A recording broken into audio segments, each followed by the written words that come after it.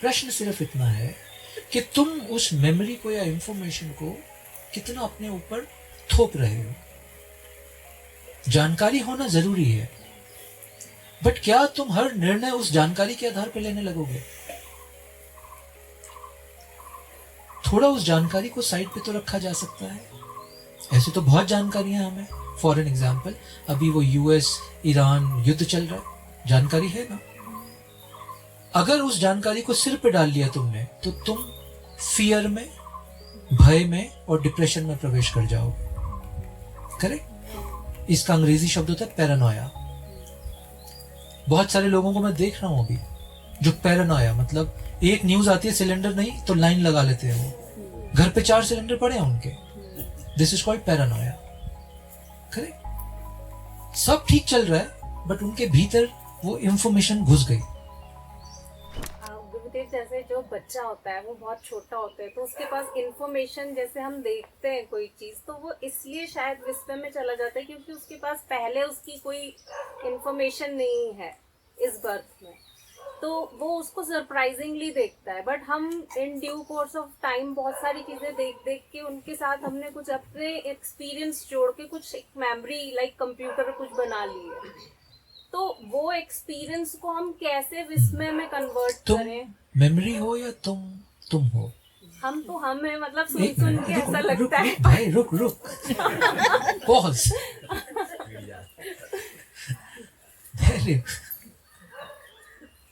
तुमने कहा हम तो हम है, मेमोरी अलग है ना।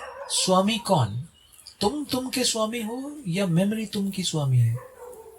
अभी उस एक्सपीरियंस नहीं किया है, होल्ड पॉज। हम मेमोरी नहीं है।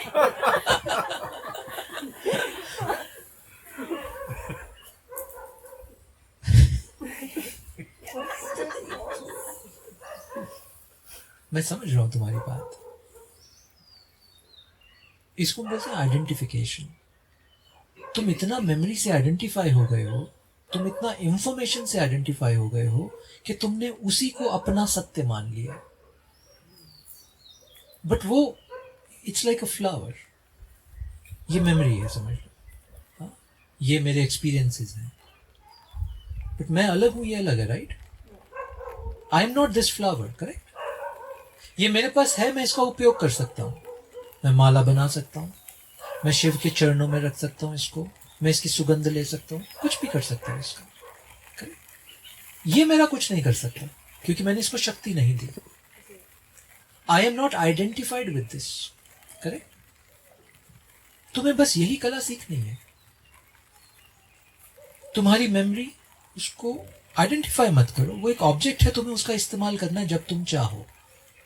तुम्हारा ये शरीर, आइडेंटिफाई मत करो, तुम्हें इसका उपयोग करना है जब तुम चाहो। ये मेरी शॉल, मुझे इसका उपयोग करना है जब मैं चाहूं। Everything about you is just like this.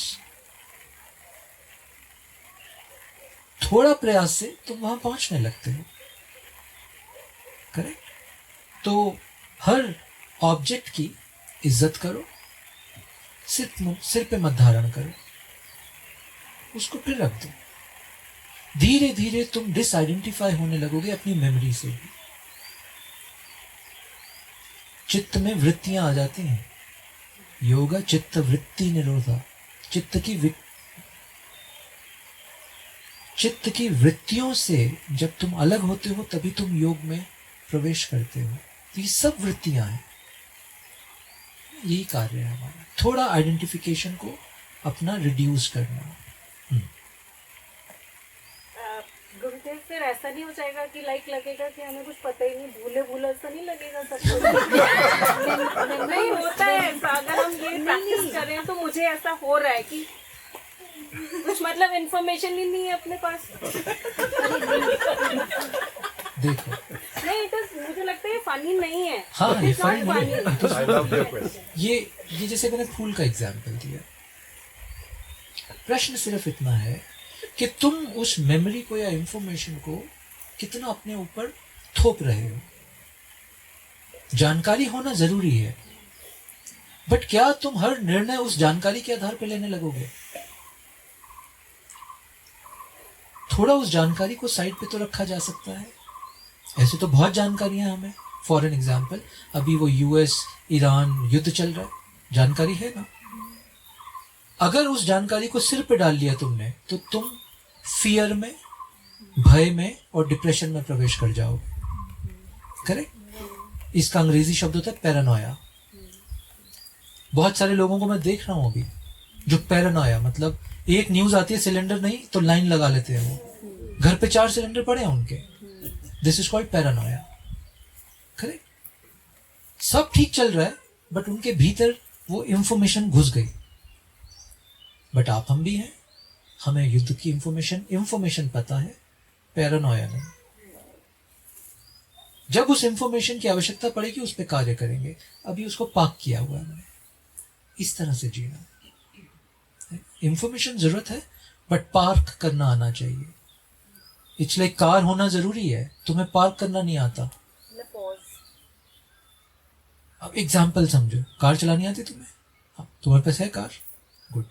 मानो तुम्हें कार चलानी आती है, रोकनी नहीं आती और पार्किंग करनी नहीं आती, अद्भुत जिंदगी हो जाएगी। अब वो चले जा रही है, घर आ गया, रोकनी नहीं आती, वन और लास्ट वो फिर चले जा रही है। हाँ? तो घर वाले खाना ऐसे लेके खड़े तुम्हारे पास, कार रुक ही नहीं रही। Are you understanding? Paranoia.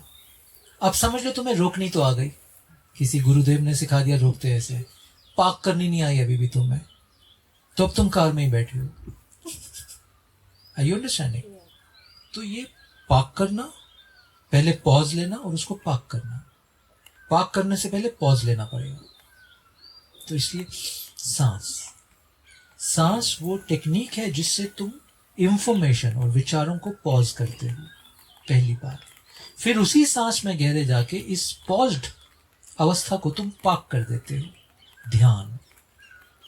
Correct? जब ये लंबी पाक हो जाती है, समाधि। Are you understanding? Good.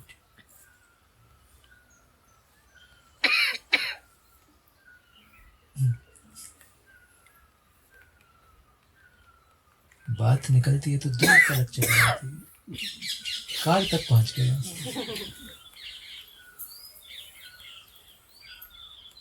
Iran और अमेरिका तक पहुंच गए जी। तो आप सभी साधक जो आज यहाँ इकट्ठे हुए हो, मैं जानता हूं कि आप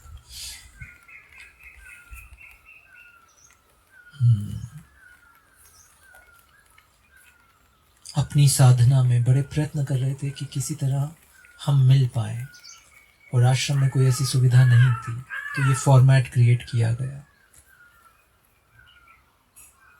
और आपके सतत प्रश्न ईमेल या फोन या व्हाट्सएप के माध्यम से आते रहते हैं टीम पे, काफी प्रश्न मुझ तक पहुंचते हैं उसमें से। तो मैं जानता हूं कि साधना में आप कई चीजों से जूझ भी रहे हो। कुछ चीजें मैं उस विषय पे आपसे आज कहना चाहता हूं, जो कई बार सुबह के सत्संग में नहीं हो पाती हैं। मैंने अक्सर 5 पिलर्स की बात की है साधना के, बट मैं आप में से बहुत लोगों को देखता हूं तो मुझे दिखता है कि आप किसी एक ही पिलर पे टंगे हो। अभी आप 5 को एस्टैब्लिश नहीं कर रहे हो। इस पृथ्वी पे कोई और तरीका नहीं है मेरे देखे बिना 5 को एस्टैब्लिश किए अपनी साधना, अपनी यात्रा में आगे बढ़ने का। तुम्हें बहुत तरह के अनुभव होते हैं साधना में, अपने ध्यान में। बहुत मित्रों को बहुत तरह के अनुभव होते हैं, होंगे ही। ऐसा समझ लो तुम अंधकार में हो, अभी प्रकाश की तरफ जा रहे हो, नई नई किरणें दिखेंगी क्योंकि तुम प्रकाश की तरफ अग्रमान हो। तो कुछ अनुभूतियां आएंगी, स्वाभाविक है, but it is just part of the process. उसमें कुछ विशेष नहीं है। अपनी किसी भी अनुभूति को विशेष मत मानना। मैं इस बात को फिर से दोहराता हूं। मैं हजारों साधकों से मिलता हूं, भारत नहीं पूरे विश्व भर में। मुझे दिखता है वो कहां फंस रहे हैं। अपनी अनुभूतियों को विशेष मान लेना, कुछ उनको स्टेजेस मान लेना कि ओ मैं तो हायर लेवल पे पहुंच गया या पहुंच गई। मत करना कभी ये। तुम अगर गाड़ी में निकलते हो किसी सुंदर सड़क से, बड़े दृश्य आते हैं अलग अलग, वो अनुभूतियां हैं। तुम क्या कार रोक लेते हो उस दृश्य पे? नहीं रोकते। तुम बढ़ते जाते हो आगे, यात्रा आगे चलती रहती है। तुम ट्रेन में हो, तुम्हें दृश्य दिख रहे हैं, वो अनुभूतियां हैं, एक्सपीरियंसेस है वो। बट तुम ट्रेन की वो चेन खींच के रोक तो नहीं देते उसको कि अरे अनुभूति आई बड़ी अच्छी, रुक जाओ, दृश्य दिखा बड़ा अच्छा, रुक जाओ। चरेवेती चरेवेती चरेवेती, चलते चलो आगे। दूसरा, अनुभूति को विशेष मत मानना। अनुभूति के चलते स्वयं को विशेष मत समझने लगना। ये यात्रा ना कुछ होने की है। विशेष का उल्टा क्या होता है हिंदी में? साधारण। ये यात्रा जिस पे तुम चले हुए ना, साधारण होने की यात्रा है। अब क्या करें, आनंद ही साधारण होने में है। फिर तुम अनुभूतियों को पकड़ के विशेष होने लग जाते हो। होना था साधारण। मत करना ये गलती कभी भी। और ये जितनी अभी तक मैंने बात बोली, ये एक ही पिलर की बात कर रहा हूं अभी, जिस पिलर का नाम है साधना। ये सिर्फ एक पिलर है, बाकी 4 पिलर पड़े हैं अभी तुम्हारे पास, और ये एक पिलर ही अटका लेता है। क्योंकि एक ही तो कार्य है ना, तुम घर में खुद बैठ के अकेले में करते हो। तुम्हारा मन अपनी अनुभूतियां पैदा करता है, उन्हीं अनुभूतियों का आनंद लेते हो। मकड़ी देखिए ना, तुम अनुभूतियों का जाल बुनते हो, उन्हीं जाल का आनंद लेते हो, फिर फाइनली उसी जाल में तुम फंस जाते हो। मत करना ये काम। बड़े अद्भुत चीजें होती हैं साधना में। वो बुद्ध की कहानी सुनी तुमने? अंतिम समय, जब बुद्ध का अंतिम समय मतलब एनलाइटनमेंट से पहले का जो अंतिम समय, वो पेड़ के नीचे बैठे हैं और ये अनुभूतियां आ रही हैं उनको। इसको बुद्धिस्ट में बोलते हैं मारा, पाली भाषा में। मारा कुछ और नहीं है, कोई भूत प्रेत नहीं है, वो अनुभूतियां हैं। वो प्रलोभन दे रही हैं सिद्धियों का। मुझे भी बहुत मिले। वो प्रलोभन दे रही हैं चमत्कारों का, वो प्रलोभन दे रही हैं हर प्रकार के, फिर वो डरा रही हैं। अनुभूतियां हैं सारी। बट बुद्ध ने क्या किया उस समय? बस बैठे। बात पकड़ में आ रही है? इसका एक सूत्र देता हूं, वो याद रहेगा तुम्हें। कर्ता में मत फंसना। साधना भी तुम अभी कर रहे हो, कर्ता भाव है साधना में भी। यहां मित्र आते हैं साधक, बोलते हैं जब परेशान हो जाता हूं तो मैं 6 घंटे साधना करता हूं, करता हूं। तो कर्तापन ही तो स्ट्रांग हो रहा है ना। करना तुम्हें क्या था? तुम्हें छलांग लगानी है एक छोटी सी, कर्ता से दृष्टा की छलांग। मुश्किल है क्या? इतनी सी छलांग है ये, कर्ता से दृष्टा की। सिर्फ देखना है कि हो क्या रहा है। बस देखना है। ये अनुभूति आई बहुत सुंदर जयराम जी की, दूसरी आई बहुत सुंदर जयराम जी की। सब आगे बढ़ेगा, बट जो करता होगा वो उस अनुभूति को पकड़ लेगा, वो हर चीज को पकड़ लेगा। एक छलांग चाहिए बस, कर्ता से दृष्टा की।